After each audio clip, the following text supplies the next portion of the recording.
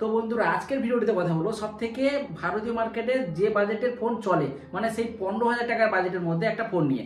তো এই বাজেটে এই ফোনটির দাম কিন্তু 15,000 টাকাও নয়, 14,000 টাকা। তো 14,000 টাকা বাজেটের মধ্যে একটা 5G ফোন পাচ্ছি, তারপরে 5030 mAh ব্যাটারি পাচ্ছি, 108 মেগাপিক্সেলের ক্যামেরা পাচ্ছি। তো সবকিছু কিন্তু একটা ফোনে। সেই ফোনটি হলো পোকোর তরফ থেকে পোকো M6 প্লাস 5G। পোকোর যে M6 সিরিজ চলছিল তার সেই সিরিজের একটা ছোট ভাই বলতে পারো। পোকোর M6 মার্কেটে অটোমেটিক আছে, M6 Pro মার্কেটে আছে, এবার হচ্ছে পোকোর M6 প্লাস। তো এটা একটা ছোট ভাই চলে এসেছে পোকোর M6 সিরিজে।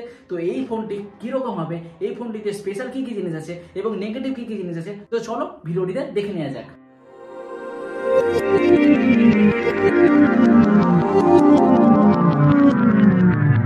তো প্রথমে ফোনটিকে দেখলেই দেখতে পাবো ডিজাইন। তো এই ফোনের ডিজাইনটাই সেই ডুয়েল টোন ডিজাইন। তবে এইটুকু বলতে পারি বর্তমান দিনে ডুয়েল টোন ডিজাইনের একটা ট্রেন্ড চলছে, আর এই ফোনটিও সেই ট্রেন্ড ফলো করছে। এই ফোনটিও তো 2-4 দিন আগে ভারতীয় মার্কেটে লঞ্চ করেছে, তো সেই ট্রেন্ড এই ফোনটিকেও ফলো করতে হচ্ছে। এই ফোনটিতে 3টি কালার ভেরিয়েন্ট দেখতে পেয়ে যাবে, ফ্লিপকার্টে তোমরা পেয়ে যাবে এবং পোকো অফিসিয়াল ওয়েবসাইটেও পেয়ে যেতে পারো। তো তোমরা চেক আউট করে নেবে। আর এই ফোনটিতে গ্লাস ব্যাগ আছে, খুব ভালো ব্যাপার। এই বাজেটে গ্লাস ব্যাগ দিচ্ছে, খুবই পজিটিভ দিক। আর গ্লাস ব্যাগ থাকলেও গোরিল্লা গ্লাস 3 এর প্রোটেকশন আছে সামনে। তো সব দিক থেকে কিন্তু ডিজাইনের এবং লুক দিক থেকে কিন্তু বেস্ট লাগবে ফোনটিকে। স্কোয়ার ফ্রেম আছে, দেখতেও ভালো লাগছে। লুক এন্ড ডিজাইনটা কিন্তু এই ফোনের প্রিমিয়াম লাগবে এবং খুব ভালো লাগবে ধরতেও। আর ফোনটিতে 3.5 mm এর অডিও জ্যাক আছে, আর আইআর ব্লাস্টারও আছে, ফেস লকের সুবিধা আছে এবং সাইড মাউন্টেড ফিঙ্গারপ্রিন্ট সেন্সর আছে। এবার বলবো ফোনটির ডিসপ্লে নিয়ে। এই ফোনটিতে 6.67 ইঞ্চির ফুল এইচডি প্লাসের IPS ডিসপ্লে আছে। তো অ্যামোলেড ডিসপ্লে নেই, আর এই বাজেটে অ্যামোলেড ডিসপ্লে আশাও করো না। 14,000 টাকা বাজেটে অনেক কিছু দিচ্ছে, তাই অ্যামোলেড ডিসপ্লেটা আশা করো না। তবে 120 হার্টজের অ্যাডাপটিভ রিফ্রেশ রেট আছে, তো স্মুথ এক্সপিরিয়েন্সের জন্য 120 হার্টজের রিফ্রেশ রেটটা ঠিকই আছে। আর এই ফোনটিতে বেজেল তত বেশি নেই, 91% স্ক্রিন টু বডি রেশিও দেখতে পাবে, 550 নিটস এর পিক ব্রাইটনেস দেখতে পাবে, যেটা আউটডোরে হালকা প্রবলেম হলেও হতে পারে, কিন্তু ইনডোরে কোনো রকমের অসুবিধা হবে না ব্রাইটনেসের দিক থেকে। এবার বলবো এই ফোনের প্রসেসর নিয়ে, মানে এই ফোনের পারফরমেন্সটা কেমন হবে। এই ফোনটিতে স্ন্যাপড্রাগনের 4 Gen 2 এর প্রসেসর আছে, এই ভার্সন। এটা একটা নতুন processor, 4 nanometer best 5G processor. তো এই প্রসেসরটা 14,000 টাকা 15,000 টাকা বাজেটের ফোনগুলিতে ঠিকই আছে। 40 FPS এ আরামসে BGMI খেলতে পারবে। তবে এই ফোনটি হাই গেমিংস এর জন্য নয়, কারণ বাজেটটাও হাই গেমিংদের জন্য নয়। তো সেটা একটু লক্ষ্য রাখবে, হাই গেমিং করতে যাবে না। মাল্টিটাস্কিং, অ্যাপ ওপেনিং, ক্লোজ এগুলো সব ঠিকই আছে, পোকো ফোনে নিয়ে কোনো রকমের সমস্যা নেই। আর এই ফোনটি হচ্ছে ফার্স্ট পোকো M সিরিজের ফোন যেটাতে হাইপার ওএস আছে। তো পোকো কিন্তু সবসময় MIUI ওএসটা দেয়, কিন্তু এই ফোনটিতে হাইপার ওএস আছে, যেটা লেটেস্ট ওএস। যেটা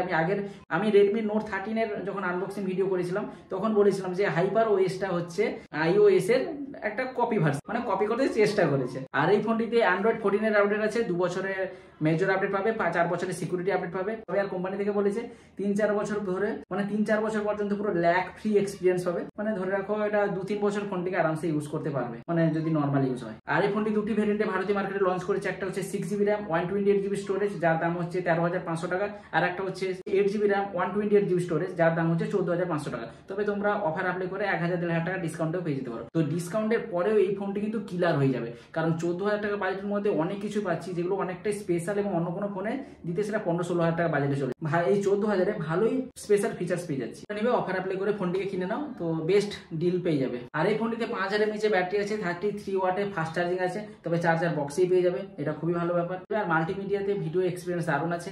IPS ডিসপ্লে হলেও ভিডিও এক্সপিরিয়েন্স খুব ভালো পাবে, কালার গুলো দেখতে খুব ভালো লাগবে।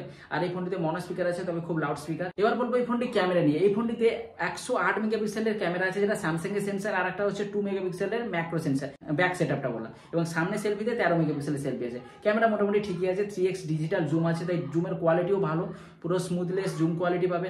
আর ফটো কোয়ালিটি কিন্তু খুবই ভালো রেখেছে, ন্যাচারাল করার চেষ্টা করেছে, ন্যাচারাল রাখতেও চেষ্টা করেছে, তত বেশি বিউটিফাই নাই, খুব ভালো কোয়ালিটির ফটো পাবে। মানে এই বাজেট অনুযায়ী ফটো কোয়ালিটি কিন্তু ঠিকই আছে, ডিসেন্ট বলতে পারো। আর এই ফোনটিতে 1080p 30 fps পর্যন্ত ভিডিও রেকর্ডিং করতে পারবে, আর IP53 এর সার্টিফিকেশন আছে। সব ফিচার্সের দিক থেকে এই ফোনটিকে একটা ডিসেন্ট বলতে পারো। আর 13,000 টাকা বা 12,000 টাকা এই ফোনটি পেলে পুরো কিলার ডিল ভেবে নিতে পারো। এই ফোনটি ডিসপ্লেও মোটামুটি ঠিকই আছে, পারফরমেন্স ভালো, ক্যামেরা এভারেজ। তো এটা একটা 14,000 টাকা বাজেটের সুন্দর প্যাকেজ বলতে পারো এই ফোনটিকে। তো আজকের ভিডিওটি এই পর্যন্ত। ভিডিও যদি ভালো লেগে থাকে তাহলে অবশ্যই লাইক করে সমস্ত বন্ধুদের সাথে শেয়ার করে দাও।